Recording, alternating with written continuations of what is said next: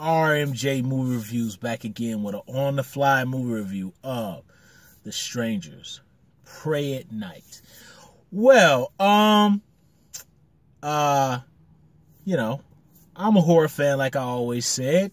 I grew up during the 80s and the early 90s, so I was always a fan of the big horror franchises. And you guys who are subscribers to my channel have seen my other reviews of old school horror fans, know I love the genre. I'm a genre fan, so you know, when the first Strangers came back in 2008, I was working at a Regal Cinemas, and the first film I liked it. I didn't think it was particularly great. Like everybody else, I was intrigued by the trailer. It was a surprise hit. And I know that movie was actually delayed for quite a while. Like, I think it had been filmed quite a while before it was even released. So I think that film sat on the shelf for a while. But I liked it. I liked the film.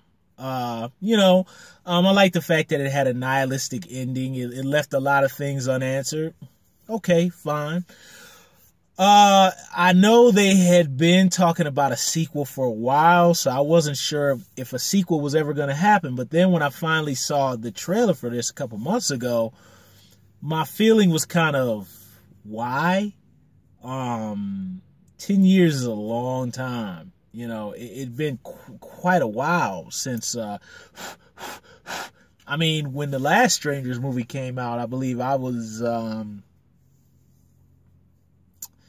I think I was 26. I was 26 when the last Strangers movie came out, you know, and now I'm 36, you know, so it's just kind of like, you know, but anyway, I was like, let me give it a shot. I didn't have any anticipation for it, you know, but I just said, because the trailer for me didn't quite do it, but I said I'll check it out anyway. And what you got here is a mixed bag, mostly disappointing. I'm going to say one thing. As a genre fan, I am not the type, I'm not a casual movie viewer, film student, scriptwriter, actor, aspiring to get into this business professionally and get paid for it. So for me, I know when I see a movie like this, I know what it's going to be. And I don't get upset when the woman runs and she falls, or the girl takes her clothes off, or the killer is standing in the corner of the room and the character doesn't know it. The character's in the foreground and the killer's in the background. Those things don't upset me. But I think there's a difference between putting in kind of the cliches of the genre and then just doing things that are just dumb and ultimately make you frustrated as a viewer.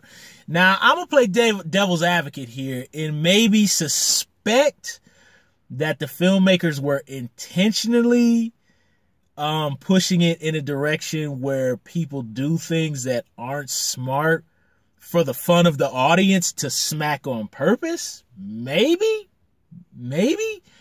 This is a case here where it's not just putting in the cliches of the genre. This is just doing things that, in my opinion, are just badly written. I will say, movie starts out promising. I like that the introduction is pretty good. Fairly creepy. I mean, this movie has mildly creepy moments and some good camera work. That's all good. It plays a lot with the John Carpenter-esque Halloween, you know, foreground, background, empty space kind of thing. Okay, cool. It plays on this thing that everybody is trying to do now, which is using a lot of retro 80s music, retro keyboardian Carpenter synth score to the music, and also even the title sequence in the beginning is very retro-esque. So I'm like, that's all the good. And again, the cinematography, the lighting, you know, the overuse of kind of smoke and all that kind of stuff. There's definitely a Halloween S4 moment. I don't know if you guys remember the scene in Halloween 4 where Sheriff Meeker and Loomis and Jamie are driving away and Michael is standing in the background and all that fog is going over and the music goes. There's quite a few moments like that with all that fog and mist. So that's cool. The bad comes when, okay, like I said, I'm fine with characters running and falling and going, oh God, my leg hurts. That's fine. But when you're surrounded by these sociopaths and you've got a moment where 4 characters are together, the daughter and son come back and say, hey, Uncle Marv have been brutalized. Not brutalized, they've been graphically, viciously murdered. Uncle Marv ain't got no jaw no more. And the way the kids give this information to the parents, I don't think their stress level is high enough. I can personally tell you from, being in high stress level positions where you see human beings who have deceased and gone to the other side, your anxiety is quite a bit higher than what these people are depicting in the film.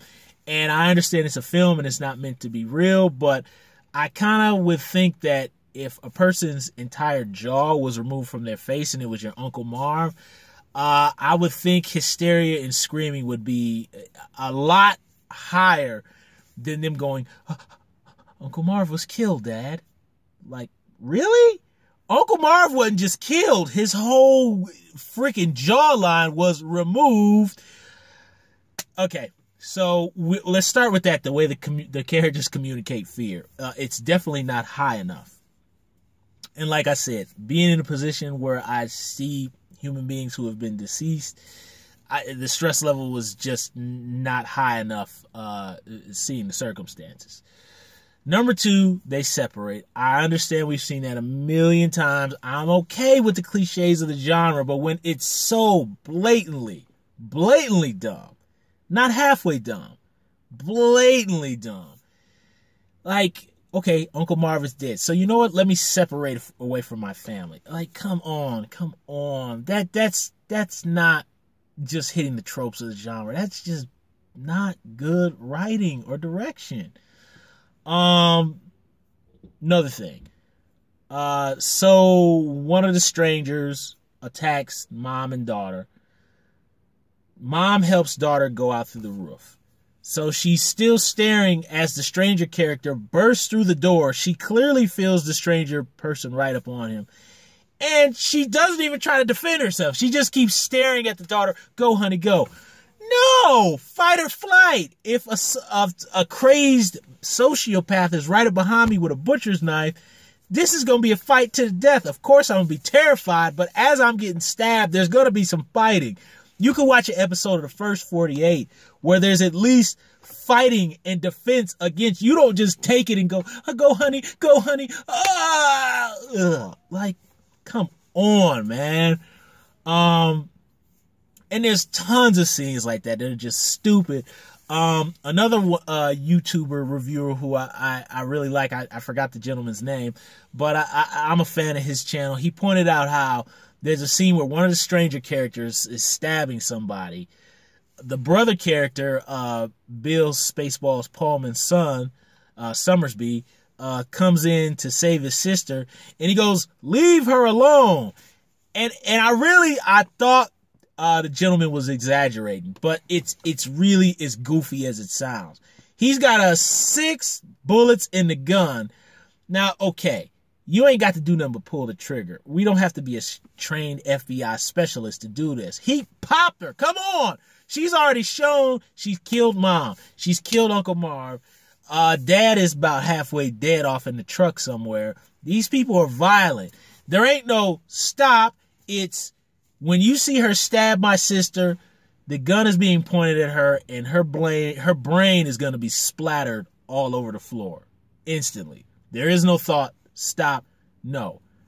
I point the gun at her and her memory is going to be all over the wall. That doesn't happen. He goes, stop. I mean, oh God. Oh God. And there's just multiple times like that. There's times where, like, I think when the first stranger girl attacks the mother and daughter, she walks into the room and the daughter goes,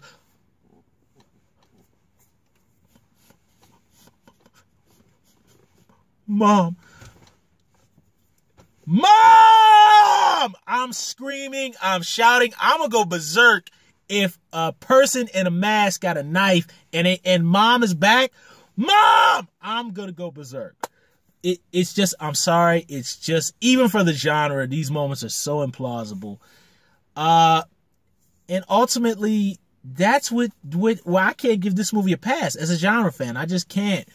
And also, too, other movie reviewers and other reviewers I've seen have pointed this out. Okay, I could take it as, okay, this is just another chapter of these serial killer stranger people. They don't even have any connection to the first film. It's just kind of like, bam, they're back. And it's just like, and I get it, they're the strangers. So really, we're not supposed to know who they are.